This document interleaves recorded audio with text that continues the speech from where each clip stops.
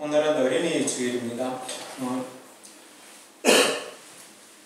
예수님께서 어린이들을 사랑하셨고 그들에게 복을 주셨던 것처럼 우리 섬기는 교회도 주의 은혜와 또 우리 사랑하는 어린이들에게 하나님의 은혜와 축복이 함께 하시기를 주님의 이름으로 축복합니다. 우리는 지난 6장에서 예수님께서 생명의 떡이 되신다는 것을 설교하신 것을 들을 수 있었습니다.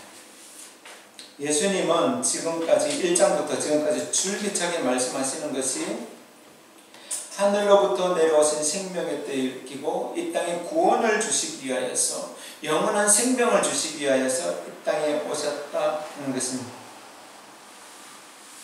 이것은 당시 예수님과 같은 시대에 사는 그 사람들에게만 해당되는 것이 아니고 지금 이 시대나 그 이전 시대나 지금이나 장차 앞으로 올 시대까지도 다 포함하는 것입니다.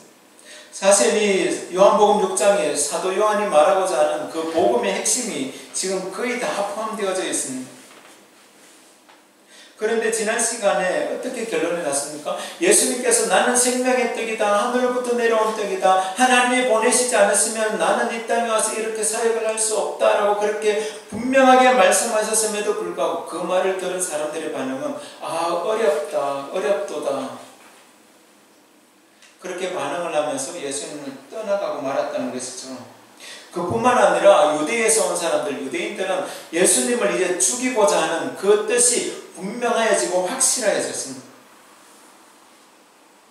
그 이후로 한 6개월 동안 예수님은 공생의 남은 시간들 동안 대중차역들을 피하시고 집중적인 제자 훈련을 하였습니다. 오늘 본문에는 나와 있지 않지만 다른 복음서에서 그런 것들을 확인할 수 있습니다. 예수님은 이제 많은 사람들을 대상으로 사역을 하신 것이 아니라 그의 사역을 이어받아서 계속적인 교회 사역을 해나갈 그 사도들에게 집중적으로 가르친 것입니다. 많은 사람들이 많은 기대를 하고 예수님을 따라왔는데 예수님을 따라오면 뭔가 이득이 있을 것만 같았는데 먹을 것은 걱정하지 않아도 될 것 같았는데 내가 돈 걱정은 하지 않아도 이 땅에 살면서 그 부유한 것 건강에 관하여서는 걱정하지 않아도 될 것처럼 그렇게 생각을 하고 왔는데 그것을 이룰 수 없다라고 생각을 하니까 그들은 예수님을 떠났습니다. 그와 함께 예수님이 하시는 사역을 시시콜콜하게 사사건건 다 살펴보았던 예루살렘에서 내려왔던 그 유대인들은 예수님의 그 말씀을 듣고 난 다음에 이제 죽이고자 하는 그 뜻이 확고해진 것입니다.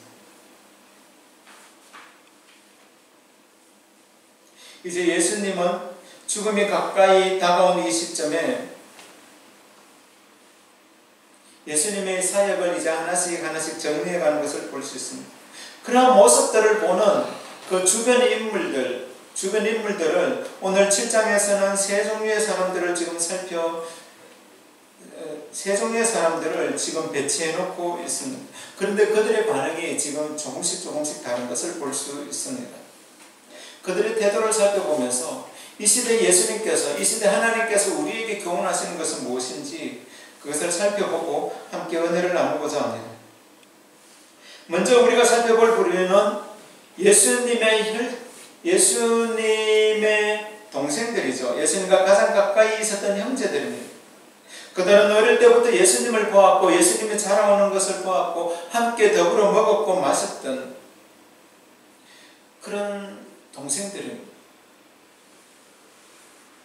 그러던 어느 날 갑자기 형이 하나님의 일을 한다고 하면서 밖으로 나갔습니다. 제자들을 데리고 다니면서 이런저런 곳으로 다니면서 하나님의 이야기를 해주는 것을 들었습니다. 그리고 그 형이 하는 모습을 보면서 많은 사람들에게 인기를 얻는 모습도 이 동생들은 확인했습니다.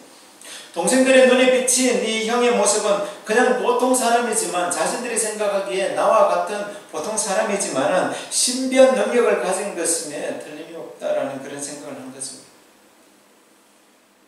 불치병도 고치고 많은 사람들을 위해서 먹을 것을 제공해 주기도 했습니다. 종교 지도자들의 부조리를 말하는데 아주 속 시원하게 과감하게 말하는 그런 모습들도 보았습니다. 그런 모습을 보면서 아, 우리 형이 아주 대단한 리더십을 가졌구나 라는 그런 생각들을 했을 것입니다. 그뿐만 아니라 아, 이 사람이 구약시대에 예언된, 우리 형이 구약시대에 예언된 이 로마의 압제로부터 해방시켜줄 우리의 해방자, 우리의 구원자가 될 수도 있겠다라는 생각들을 이 동생들은 하게 된 것이죠. 그렇다면 만약에 이 형이 메시아가 된다면, 우리 민족의 구원자가 된다면 형이 지금 이러고 있을 시간이 없다는 것이죠. 빨리 예루살렘으로 올라가서 그 뜻을 펼쳐야 되는 것입니다.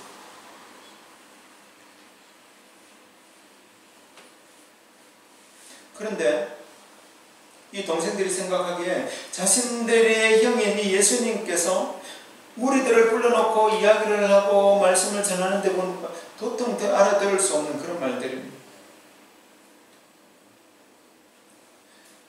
그들이 이제 좀 실망했을 듯한 생각이 드는 것은 그렇게 많은 무리들이, 엄청난 무리들로부터 인기를 얻었던 그 형이 어느 날 갑자기 이제 설교를 하는데 그 설교를 듣던 사람들 가운데 거의 대부분의 사람들이 이제 예수님을 떠나기 시작한 것입니다. 그렇게 많았던 사람들이 예수님의 말씀을 듣고 난 다음에 어렵도다라는 말 한마디 남기고 떠나버렸으니 그 동생들이 많이 실망이 됐겠죠. 그러나 그들의 생각에 아직 늦지 않았습니다. 형님 아직 늦지 않았어요. 우리 이제 예루살렘으로 올라가서 형님의 그 뜻을 한번 펼쳐봅시다. 그런데 그때가 언제냐? 이 초막절이라는 것이죠. 우리나라 달력으로 한 10월경에 해당하는 그때쯤인 것 같습니다. 그때 많은 사람들이 이제 유다 각 지방에서 많은 사람들이 예루살렘으로 올라오는데 이때 한번 뜻을 펼쳐보고자 하는 그런 생각이 든 것이죠. 만약에 이렇게 되면은 이 동생들에게 돌아오는 그 이득은 무엇입니까? 그 예수님이 이제 메시아가 되고 그 유대인의 왕으로 앉게 되면은 자신들은 이제 왕족이 되는 것이죠. 다윗의 나라가 완성되어지면은 자신들은 그 왕족이 되어서 자신들의 꿈과 뜻을 펼칠 수 있을 것이라는 그런 생각을 하고 있었습니다. 그런데 예수님이 전혀 움직이지를 않으니까 마음이 좀 조급해진 거죠.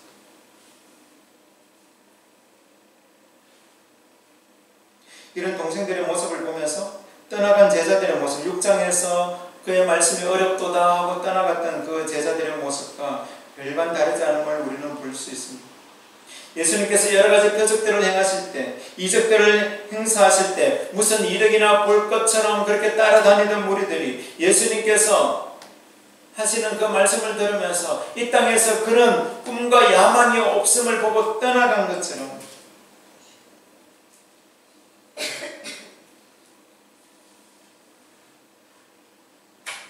형이 만약에 독립왕국의 왕이 되면 자신들은 가족으로서 엄청난 특권을 누릴 수 있다고 생각을 했던 그들도, 그 동생들도 지금 실망하고 그리고 마음이 조급해지는 것을 오늘 본문을 통해서 확인할 수 있습니다. 아멘. 그런데 우리가 곰곰이 생각해 봐야 되는 것이, 우리가 믿음 생활하는 가운데 정말로 조심해야 될 태도가 바로 이런 것이죠. 예수님은 하나님의 아들이십니까? 예수님은 능력이 많으십니까? 복음서에 나타난 예수님 능력이 대단하지 않습니까? 기도를 하면 무조건 다 들어주신다고 했으니까 우리가 예수를 믿고 예수를 따르고 예수님의 말씀을 듣고 행하면은 그대로 하나님께서 우리에게 우리가 원하는 것들을 주시지 않겠는가 하는 이런 생각들 조심해야 되는 것이죠. 하나님의 뜻을 묻기 이전에 먼저 나의 생각을 말하고 그것이 기도인 줄 알고 그렇게 구하기만 하면 하나님은 나의 모든 기도를 다 들어주실 것처럼, 그래서 나의 꿈과 나의 야망이 이루어질 것처럼 생각하는 그런 동생들의 모습, 오늘날 우리 시대에도 남아있다는 것이죠.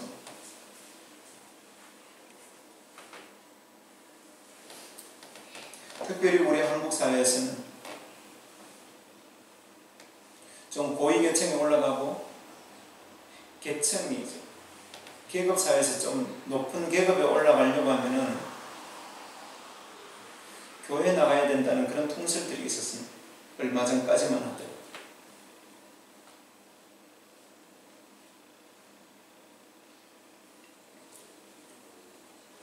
그런 것들을 우리는 조심해야 되죠. 예수 믿는 것이, 하나님을 믿는 것이 어떤 내 목적을 이루기 위한 수단이 되면 안 된다는 것입니다.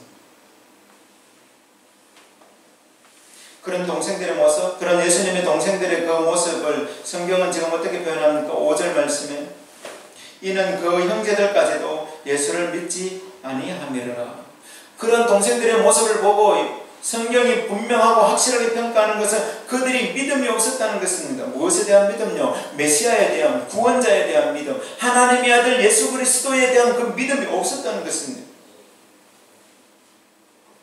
예수님의 뜻과는 전혀 상관없는 자신의 생각과 욕망을 가지고 그것을 스스럼없이 말하는 그 동생들의 모습을 보면서 이 요한복음을 기록한 요한 사도는 그때 당시를 다시 회상하며 기억하면서 그들이 믿음이 없었다라고 평가하고 있는 것입니다. 우리도 예수님을 믿으면서 우리의 생각이 조금 들어가면 어떻겠느냐? 나도 신앙생활하면서 물론 하나님을 섬기는 것 제일 주의로 삼죠. 최고로 삼지만은 그러면서 하나님이 주시는 그 안녕과 번영을 누리는 것이 무슨 죄가 되겠느냐라고 그렇게 쉽게 생각하는 경향이 있습니다.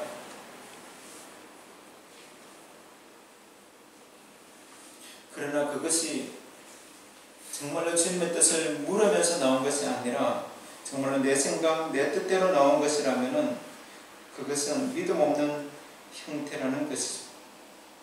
그들이 예수님의 동생이었다면은 정말로 예수님의 동생이었고 그들의 마음속에 그러한 생각들이 있었다면 예수님께 나와서 물을 수도 있는 것입니다. 정말로 형님의 진짜 뜻이 무엇입니까? 진짜 이루시고자 하시는 뜻이 무엇입니까? 그 꿈이 무엇입니까? 비전이 무엇입니까? 라고 그렇게 질문을 하고 그 꿈에, 그 비전에 맞추어 가야 되는 것이죠.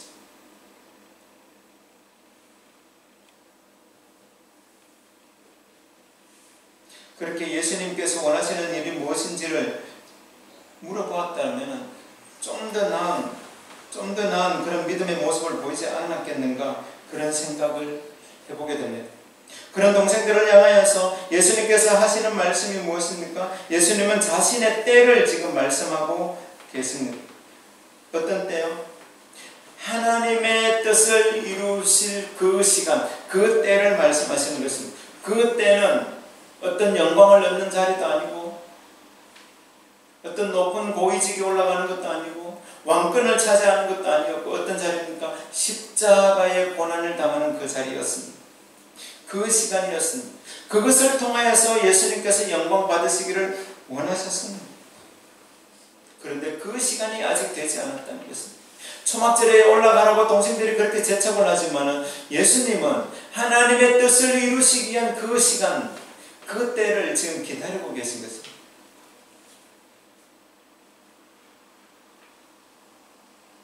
두 번째 우리가 만날 수 있는 무리들은 이제 10절 이하에서 말씀하고 있는 10절부터 24절까지에 나와 있는 내용인데요.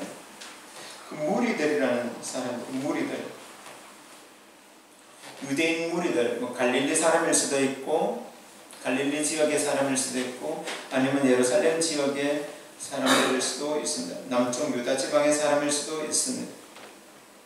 다만 그들의 이름을 그냥 무리, 한 집단이라고 그렇게 표현을 하고 있습니다.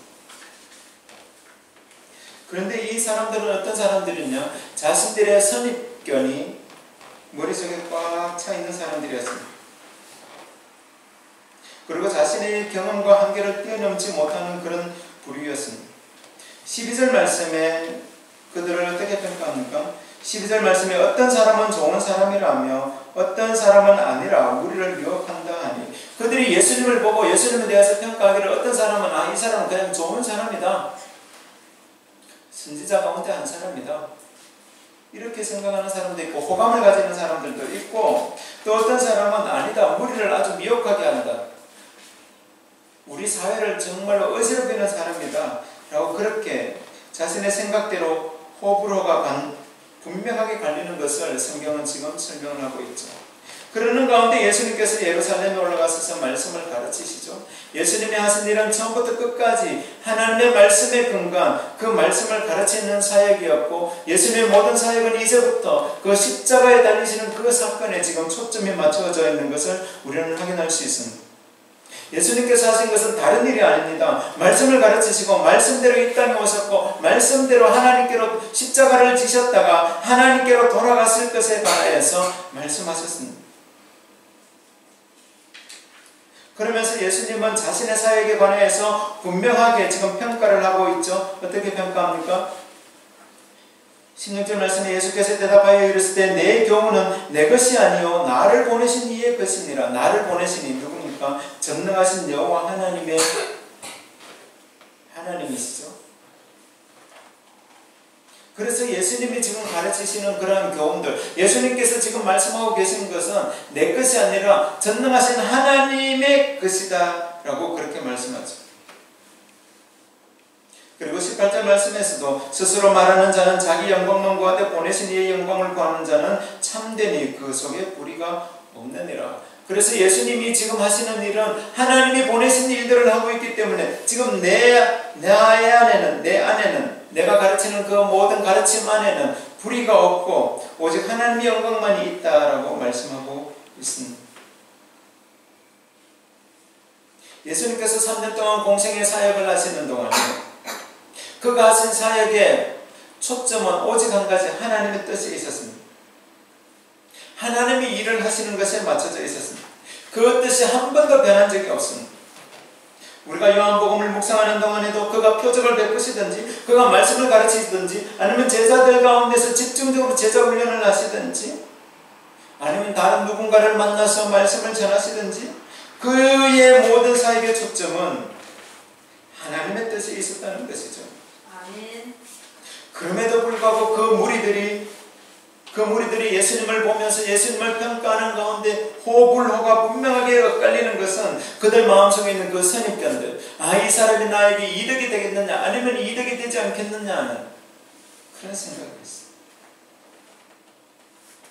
그리고 그들은 자신의 생각들을 거침없이 내뱉는 사람들이었습니다.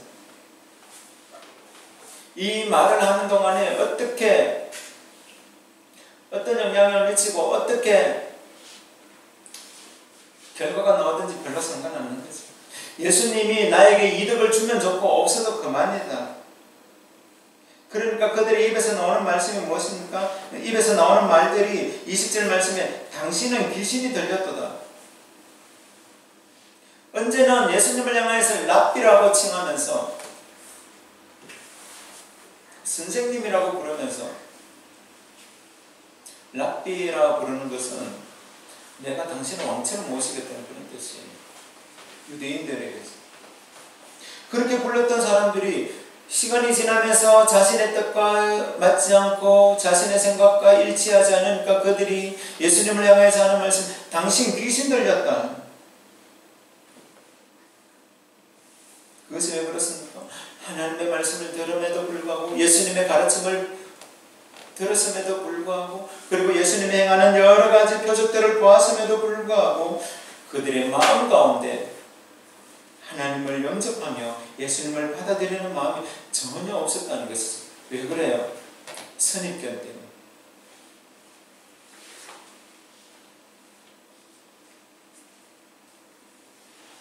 우리가 미국 사람을 만나면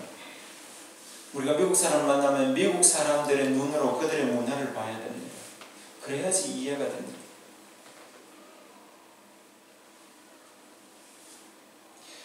그래야 소통이 되는 것이죠.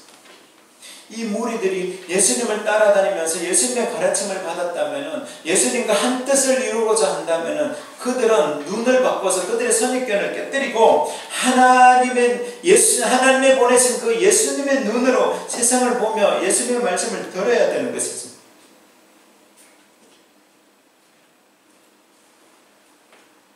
예수님께서 표적을 보여주실 때 어떤 관심을 끌기 위해서 보여주신 것도 아닙니다. 예수님께서 말씀하실 때 대중들의 인기를 얻기 위해서 말씀하신 것도 아니에요.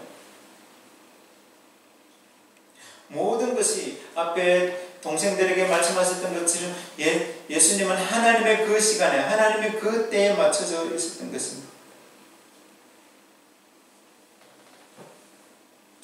그러나 유대인들은 그 선입견 때문에 마음의 문을 열지 않으니까 예수님을 향하여서 귀신이 들렸다라는 말까지 할 수 있는 것이죠. 마치 우리나라 초창기 사람들이 우리의 눈으로, 우리의 시각으로, 우리의 생각으로, 우리의 경험으로 서양 사람을 보니까 어떤 생각이 들었습니까? 서양 귀신이라고 불렀잖아요. 선교사님들을 보고 서양 귀신이라고 불렀어요. 우리하고 얼굴 생김새가 다르고 코도 크고 키도 크고 피부도 하얗고 그러니까 귀신이라고 불렀어요. 그만큼 선입견과 편견이 무서운 것입니다. 그들이 유대교에서 가르침을 받고 그들이 태어나서부터 그 유대교에 고착된 그것을 뛰어넘지 못하고 한계를 지금 분명하고 확실하게 보여주고 있는 것입니다. 이것은 예수님 당시뿐만 아니라 사도행전으로 넘어오면은 그리고 바울 서신으로 넘어와도 똑같아요. 어릴 때 유대교를 믿었다가 교회 공동체 안으로 들어온 사람들이 대부분 초대교회 구성원들이잖아요. 그들이 복음만으로 들어오고 예수 그리스도를 믿고 구원의 기쁨을 맛보고 구원의 즐거움을 가졌음에도 불구하고 그들이 이제 시간이 지나면 지날수록 그들이 어릴 때 배웠던 그런 것들이 나오는 거예요. 그래서 누구든지 예수를 믿으려면 할례를 행해야 되고 율법을 지켜야 된다라고, 그렇지 않으면 하나님을 똑바로 믿는 것이 아니라고, 못 된다고 그렇게 했던 사람들이 있는 것입니다. 그래서 처음 믿음 생활하는 사람들에게 그 마음을 혼미하게 하고 오히려 실족하게 하고 넘어지게 하는 그런 모습들이 있다는 것입니다.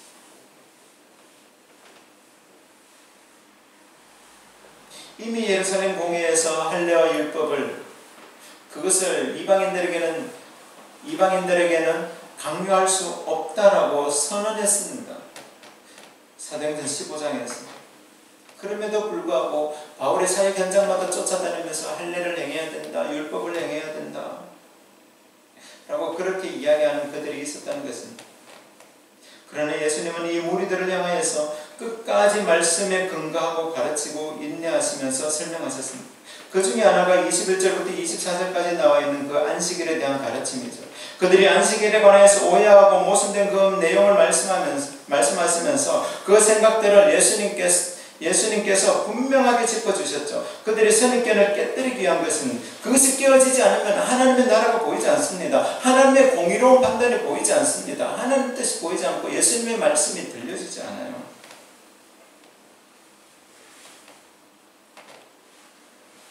그 선입견을 깨뜨리신 목적이 무엇이었느냐? 24절 말씀에 외모로 판단하지 말고 공의롭게 판단하라 하는 것이죠. 이것이 사람을 살리는 것입니다.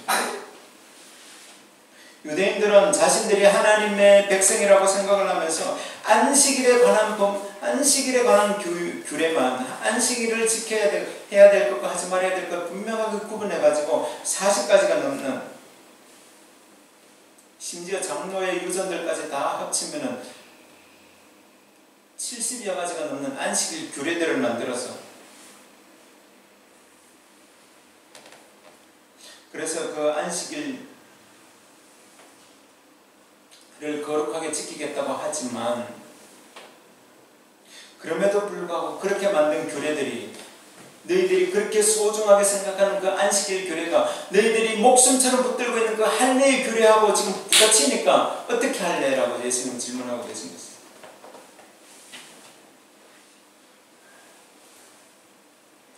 하나님 앞에서 거룩하게 사는 것은 그런 규례들을 지키고 장로의 유전들을 몸으로 행한다고 해서 그것이 거룩해지는 것이 아니라 무엇이라고요? 아까 24절에 나와 있는 그 말씀대로 공의롭게 하나님의 공의를 가지고 생각을 해야 된다는 것이죠.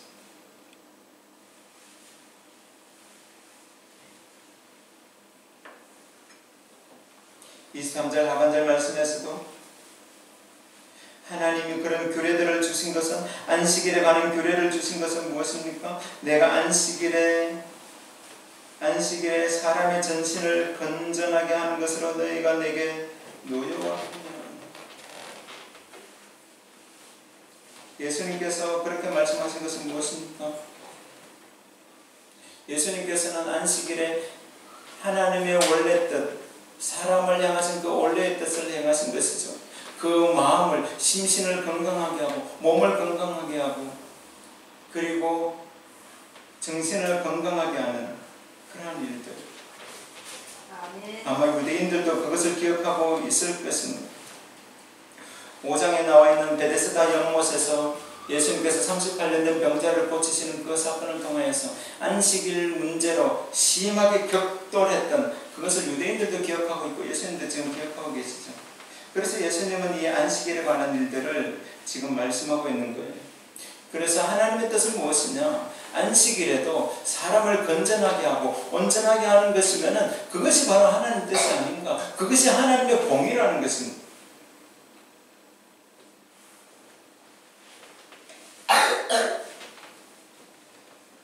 오늘 우리가 살아가는 이 시대에도 정말 하나님의 뜻이 무엇이고 하나님이 원하시고 기뻐하시는 일이 무엇인가? 특별히 목사님 저를 비롯해서 교회 성도들이 세상에 돌아가는 모습들을 보면서 모든 것들을 그냥 너무 섣불리 평가하고 판단하고 결정되어버리는 일들은 우리가 조금 조심해야 될 필요가 있겠다 하는 것입니다. 혹시 그것이 우리의 선입견일 수도 있고, 무엇보다도 더 중요한 것은 이 일을 통하여서 내가 하나님의 공의를 드러낼 수 있겠는가 하는 것입니다. 내 선입견 모든 것 다 내려놓고요. 하나님의 말씀에만 딱 기초해서 하나님의 뜻에만 딱 기초해서 하나님이 원하시고 예수님이 기뻐하시고 하나님이 정말로 이 땅을 향하신 그 뜻들이 우리의 삶 가운데 우리의 생각 가운데 우리의 말하는 것 가운데 드러나도록 우리는 기도해야 될 줄로 믿습니다. 아멘. 세 번째 부류의 사람들이 있습니다. 그들은 예수님이 하시는 일들에 관해서 적극적으로 반대편에 섰던 사람들입니다. 그들은 어떤 사람이냐? 예수님을 잡아 죽이려고 했던 그 집단들인데 대표적인 것이 이제 제사장들 집단, 그리고 바리새인들, 서기관들, 이런 사람들이죠. 그들은 하나님의 율법을 가장 잘 안다고 자부했던 사람입니다. 그들이야말로 그 율법의 정수라고, 자신들이야말로 율법의 정수라고, 율법의 아들이라고까지 말합니다. 그런 사람들이었죠. 하지만 결국 그들이 하는 것은 자신의 기득권을 지키는 것에 불과했다는 것입니다.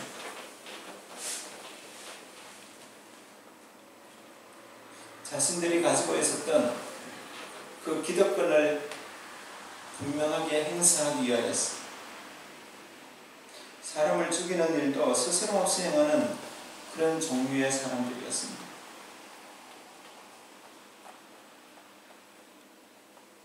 예수님의 말씀을 들을 때 그들은 모든 것을 자신들이 그 기득권을 지킬 수 있는가 없는가로 평가하고 판단을 하는 것이죠. 그들이 지금까지 정말 목숨처럼 붙들고 있는 그런 율법들, 장로의 유전들, 그리고 규례, 이런 것들은 별로 소용이 없어요. 말로는 예수님이 율법을 어겼다, 안식일을 범했다, 뭔가 지금 모순되는 일들을 하고 있다고 계속 하는 것이, 그건 이면적으로 드러난 것이고 속마음은 자신들의 기득권을 어떻게든 지키려고 하는 것입니다. 로마 사회와 결탁해서, 헤롯과 결탁해서 그 계급 사회를 어떻게든 계속적으로 유지해 보려고 하는 그런 것들을 향해서 예수님께서 하나님의 공의를 선포하셨잖아요. 율법의 참 뜻을 전하셨잖아요. 하나님이 진짜 원하시는 것이 무엇인지에 대해서 예수님께서 말씀하셨잖아요. 그러니 그들은 예수님을 잡아서 죽일 수밖에 없는 것입니다.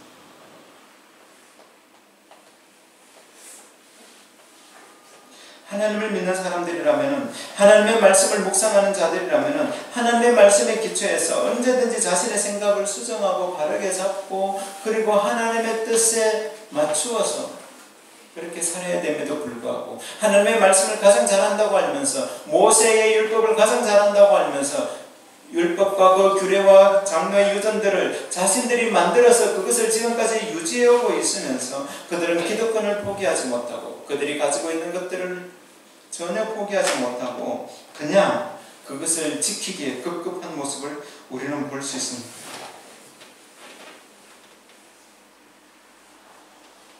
그렇기 때문에 그들의 삶 가운데 하나님의 공의는 없습니다. 하나님의 사랑도 없습니다. 그들은 공동체를 생각한다고 말로는 하지만 그 공동체의 생각은, 공동체에 대한 생각은 조금도 없습니다. 다만 그들이 정죄하고 그들이 죽이기로 작정하는 것은 그 사회를 그대로 유지해야지만 내 기득권이 그대로 유지가 되기 때문에 그렇죠.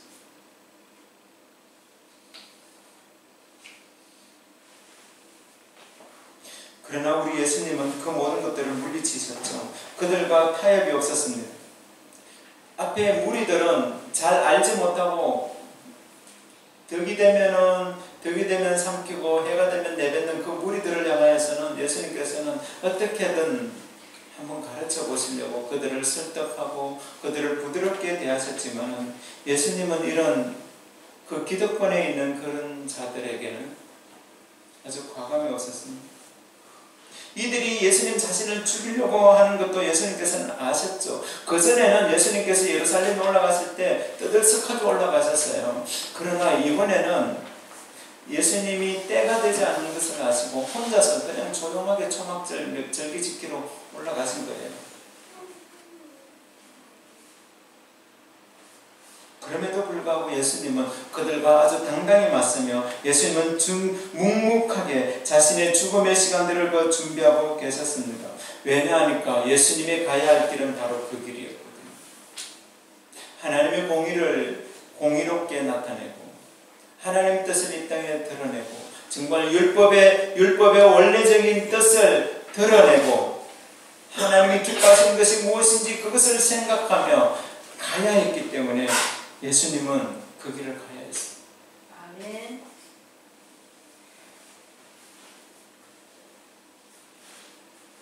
자신의 이득에 따라 이리저리 움직이는 그런 무리들도 아니었습니다.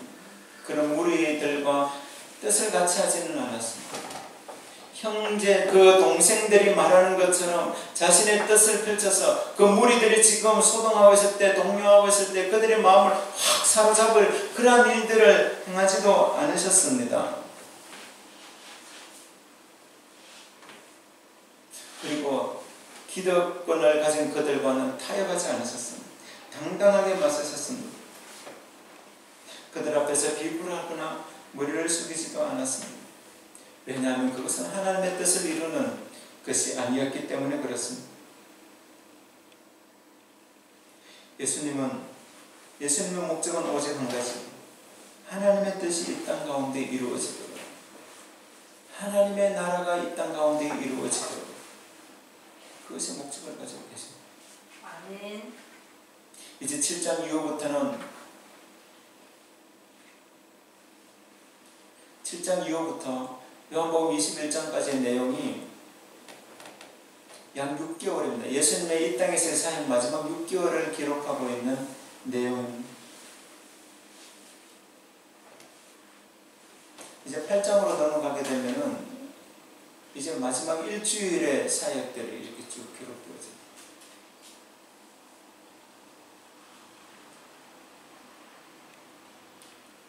예수님의 그 모든 사역들 다시 한 번 더 우리가 짚어보고 더듬어보면서 예수님의 가르침을 다시 한 번 더 더듬어보면서 하나님의 뜻을 이루기 위하였다는 것. 많은 종류의 사람들이 있었지만은 그들의 생각과 예수님의 생각은 전혀 달랐다는 것입니다. 오늘 우리가 이 시대를 살아가면서 정말로 하나님이 원하시고 하나님이 기뻐하시는 것이 무엇입니까? 오늘 특별히 이제 어린이 주일인데 사랑하는 우리 자녀들이 이 시대를 정말 하나님의 눈으로, 하나님께서 원하시는 그런 눈으로 세상을 볼 수 있는 그런 안목이 필요합니다. 남들이 다 그 길 가니까 그렇게 가는 것이 아니라 하나님의 편에서 하나님이 원하시는 것에서 하나님의 공의를 행할 수 있는 사람, 하나님의 뜻을 펼칠 수 있는 사람, 그런 사람들이 필요합니다.